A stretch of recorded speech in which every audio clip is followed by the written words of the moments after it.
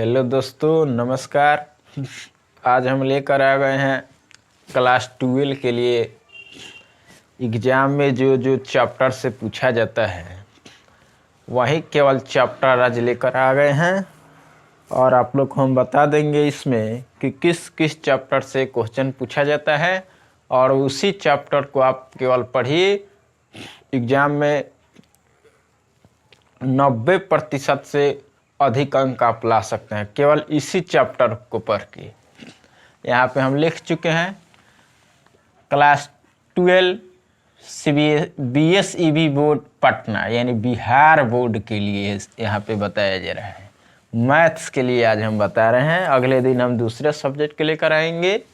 केवल आज मैथ का देखेंगे कि किस किस चैप्टर से बिहार में बोर्ड में जो क्वेश्चन पूछा जाता है केवल हम लोग उसी चैप्टर को हम लोग केवल पढ़ के 90% से भी अधिक अंक ला सकते हैं मैथ में। इतना हम दावे के साथ कह सकते हैं कि केवल जो बोर्ड पर लिखे हैं इसी चैप्टर से बिहार बोर्ड में क्वेश्चन पूछा जाएगा। आप पढ़े होंगे, अगर नहीं पढ़े होंगे चैप्टर तो पूरे चैप्टर को हमारा वीडियो जो है पूरा अपलोड है यूट्यूब पर। इसी चैनल पर आप सर्च मार कर देख सकते हैं।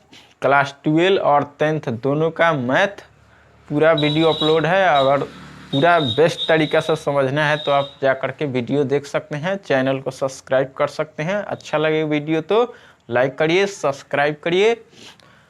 और दावे के साथ कहता है कि इसी चैप्टर से ही क्वेश्चन पूछा जाता है हर एक साल। बेस्ट जो चैप्टर है आपकी बुक में, NCERT हो चाहे डॉक्टर KC सिन्हा का बुक हो चाहे कोई भी मैथ का बुक हो, केवल इसी चैप्टर से ही बिहार में बोर्ड में पूछा जाएगा। इस चैप्टर को आप पूरा रिवाइज कर लीजिए। पढ़ तो लिए ही होंगे और नहीं पढ़े होंगे तो आप पढ़ लीजिए और हमारे वीडियो में भी जाके पढ़ सकते हैं। चैनल पर वीडियो अपलोड है पूरा। और चाहिए वीडियो तो वीडियो में कमेंट करके बताइए, हम और चैप्टर का एक सोल्यूशन लेकर आएंगे। चलते हैं, यहाँ पे देख रहे हैं, यहाँ पे देखिए क्या ले चुके हैं हम।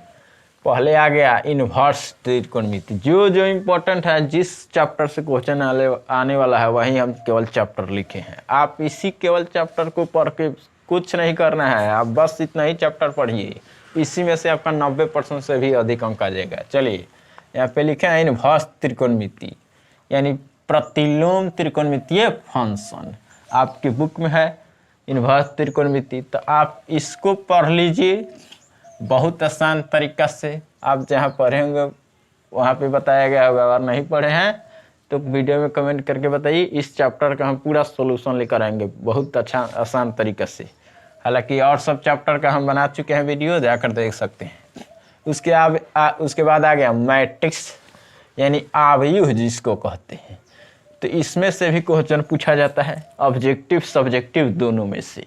आप इस चैप्टर को ही पढ़ लीजिए, जैसे आव्यूह का जोड़ हो गया, आव्यूह का घटाव हो गया, आव्यूह का गुणा हो गया और आव्यूह का समान यानी जैसे बराबर में देता है। आव्यूह की समानता जैसे XY का मान निकालने के लिए और कुछ देता है, आप इसको देख सकते हैं। तो इसमें गुणा भाग जोड़ घटाव अच्छा से रिवाइज कर लिए इस चैप्टर को। पहले त्रिकोणमिति चैप्टर को, इन्वर्स त्रिकोणमिति जो चैप्टर है उसको पूरा रिवाइज कर लीजिए आप। इसमें से भी क्वेश्चन आता है, बहुत ज़्यादा ऑब्जेक्टिव में पूछता है इसमें से। और tan इन्वर्स x + y वाला क्वेश्चन जो फार्मूला है उस पर भी क्वेश्चन पूछता है। चलिए आगे बढ़ते हैं। यहाँ पे मैट्रिक्स ले चुके हैं, तो मैट्रिक्स में आप मैट्रिक्स आव्यूह का गुणा जोड़ घटाव भाग ये XY के मान निकालने वाला सारा देख लीजिएगा। उसके बाद एक बाई चांस कभी प्रतिलोम आव्यूह का प्रतिलोम में से पूछ देता है कभी कभी, तो उसको छोड़िए। अब आ गया डिटर्मिनेंट्स यानी सारणी। तो सारणी में से भी 5 नंबर का भी क्वेश्चन पूछता है और 2 नंबर का भी क्वेश्चन पूछता है। तो अब सारणी का आप पूरा रिवाइज कर ले चैप्टर का, डिटर्मिनेंट्स चैप्टर का पूरा। और इसमें से आपको एडजॉइन निकालना भी आता होगा और माइनर निकालने आता होगा, सहखंड निकालने आता होगा, कोफैक्टर निकालने आता होगा। तो सहखंड कोफैक्टर ये सब पूछता नहीं है, केवल सारणी का मान पूछेगा और सारणी का समानता भी पूछता है यानी XY के मान स्क्वायर करके निकालना होता है, गुना करके, तो उस सब पूछता है। चलिए इस चैप्टर को आप रिवाइज कर लीजिए। अब बच गया है केवल एक दिन, बैठना नहीं, इसी दिन में, इतने ही दिन में हम लोग 90% से भी अधिक अंक ला सकते हैं। जो हम चैप्टर बता रहे हैं केवल आप इसी चैप्टर को पढ़िए, अगर नहीं आएगा 90% तो फिर आप वीडियो में कमेंट करके बताइएगा कि आप क्या कहे थे। चलिए अब डिफ्रेंसिएशन आ गया अवकलन चैप्टर।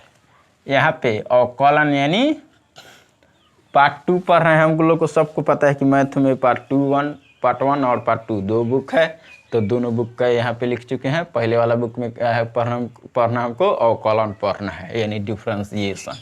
तो सबसे पहले आपको फार्मूला पर ध्यान देना होगा, यानी अवकलन के जितने फार्मूला हैं, जैसे साइन का क्या होता है, कॉस होगा, log x का क्या होता है, 1/x होगा, ये सारे फार्मूला आप केवल फार्मूला याद कर लीजिए। और उसके बाद बनाने वाला इसमें से ज़्यादा पूछता है अवकलन में।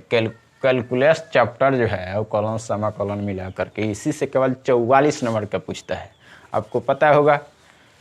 अब चलते हैं, तो इसमें अवकलन चैप्टर का रिवाइज कर लीजिएगा। केसी सिन्हा बुक में देखेंगे तो 11 से शुरू है, 11 दशमलव से प्रश्नावली 11 से 11.4 तक। अब चलते हैं, अब आगे आया है पे समाकलन यानी इंटीग्रेशन समाकलन। तो समाकलन दो प्रकार के हैं, एक निश्चित समाकलन, एक अनिश्चित समाकलन। तो अनिश्चित समाकलन यानी इनडिफिनिट इंटीग्रल्स और निश्चित समाकलन डिफिनिट इंटीग्रल्स। तो ये दोनों नियम को पढ़ना है। समाकलन में क्या है, अनिश्चित से भी और निश्चित से भी पूछता है। निश्चित मतलब आप पढ़े होंगे, समाकलन का ऐसे चिन्ह है तो लिमिट दिया रहता है, अपर लिमिट और लोअर लिमिट। अपर लिमिट मान लीजिए b है, लोअर लिमिट a है। तो इस चैप्टर को आप पूरा रिवाइज कर लीजिए। दावे के साथ कह सकते हैं इसी चैप्टर में से जितना लिखे हैं इसी में से ही क्वेश्चन आने वाला है। आप इसी चैप्टर को केवल रिवाइज कर लीजिए, देख लीजिए ध्यान से। अवकलन में क्या पढ़ना है हमको, दोनों विधि वाला पढ़ना है, निश्चित समाकलन और अनिश्चित समाकलन का। अनिश्चित पढ़ लीजिए, अनिश्चित पढ़ लीजिए, बस। अब चलते हैं वेक्टर अलजेब्रा। सबसे मायने रखता है वेक्टर अलजेब्रा, जो कि गुना वाला में से ज़्यादा ऑब्जेक्टिव पूछता है। वेक्टर अलजेब्रा में से जो गुना होता है, दो यहाँ पे लिख चुके हैं, दो टॉपिक है इसमें, दो सदिशों का अदिश गुणनफल और दो सदिशों का सदिश गुणनफल। जैसे i डॉट i क्या होगा, पढ़े होंगे, अगर नहीं पढ़े हैं तो कमेंट करके बताइए, वीडियो लेकर आया जाएगा। ऐसे तो ऑफलाइन हमारा कोचिंग चलता है तो उसमें सब पढ़ा दिया गया है, पूरा सिलेबस खत्म है, और कुछ वीडियो भी मैथ्स का अपलोड किया गया है, आप उसमें देख सकते हैं जा करके पूरा बेस्ट तरीका से। जैसे i डॉट i क्या होता है, एक होता है, इसी तरह डॉट प्रोडक्ट और क्रॉस प्रोडक्ट पढ़ना होता है। दो सदिशों का अदिश गुणनफल में डॉट प्रोडक्ट आ जाएगा और दो सदिशों का सदिश गुणनफल में आ जाएगा क्रॉस प्रोडक्ट। तो इस चैप्टर को, सदिश वाले चैप्टर को आप बेस्ट तरीके से पढ़िए। सबसे मायने रखता है इसमें दो, अवकलन और समाकलन। इसको तब पूरा रिवाइज कर लीजिए, इसी में से 44 नंबर के आएगा आपका। तो अवकलन और समाकलन। अब चलते हैं वेक्टर आगे। तो वेक्टर तो बता दिए कि इस चैप्टर को पढ़ना ही पढ़ना है। उसके बाद आता है 3D ज्योमेट्री यानी त्रिविमीय ज्यामिति। तो त्रिविमीय ज्यामिति में से ज़्यादा तो नहीं पूछता है, लेकिन इसमें से भी 5 नंबर का क्वेश्चन पूछता है एक आधे। और वेक्टर समय में से जैसे कोण निकालना होता है, समांतर रेखाएं कोण निकालें, तो इस चैप्टर से कुछ क्वेश्चन पूछा जाता है। तो इसको भी आप पूरा रिवाइज कर लीजिएगा। इसमें से भी क्वेश्चन आता है 3D में से। अब आ गया यहाँ पे रैखिक प्रोग्राम, देख रहे हैं, रैखिक प्रोग्रामन यहाँ पे लिखे हैं। इस क्वेश्चन में से केवल एक क्वेश्चन पूछेगा, सॉरी, यहाँ पे इस चैप्टर में से केवल एक क्वेश्चन पूछेगा जो कि ग्राफ है। तो ग्राफ आपको 10th में पढ़ रहे हैं उस तरह नहीं है, इसमें मैक्सिमाइज और मिनिमाइज करना होता है।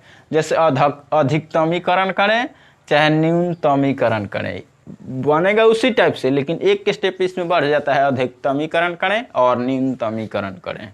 तो आप इसको रैखिक प्रोग्रामिंग को पढ़ लीजिएगा। केवल एक क्वेश्चन पूछेगा, 5 नंबर के ग्राफ है, तो ग्राफ बना लीजिएगा। इसमें तो 5 नंबर आपका धैल है, वहाँ पे पढ़े होंगे। तो चलते हैं अब यहाँ पे एक आ गया प्रायिकता, तो इसमें से भी क्वेश्चन एगो ऑब्जेक्टिव में और एगो सब्जेक्टिव में पूछता है।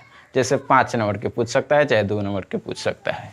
तो प्रायिकता को भी आप देख लीजिएगा, यहाँ पे लिख चुके हैं 6 से 7 चैप्टर है, इसी चैप्टर में से आपका क्वेश्चन आने वाला है। आप इस पूरे चैप्टर को रिवाइज कर लीजिए 1 महीना के अंदर, 90% से अधिक आपका नंबर आ सकता है। बिहार बोर्ड में आपकी पूरा इसी चैप्टर से आने ही वाला है। अगर वीडियो अच्छा लगेगा तो चैनल को सब्सक्राइब करिए, लाइक करिए, सपोर्ट करिए इस चैनल को।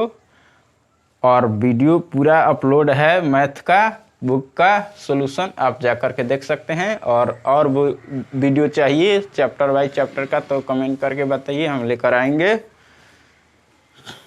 इसी चैप्टर में से हम लोग रिवाइज कर लेंगे। जितना बचा है बैठना नहीं, एकदम रिवाइज करना चालू करिए। No revision no division, revision के बजाय डिवीजन नहीं हो सकता है, तो इसलिए आप रिवीजन करना चालू कर दीजिए। जो चैप्टर बचा है उसको जल्दी से जल्दी ख़त्म करके रिवीजन करना चालू करिए, क्योंकि रिवीजन के बिना डिवीजन नहीं होता है। No revision no division. तो हम लोग अब रिवीजन करना चालू करेंगे 1 महीना के अंदर में, जनवरी चलने ही वाला है।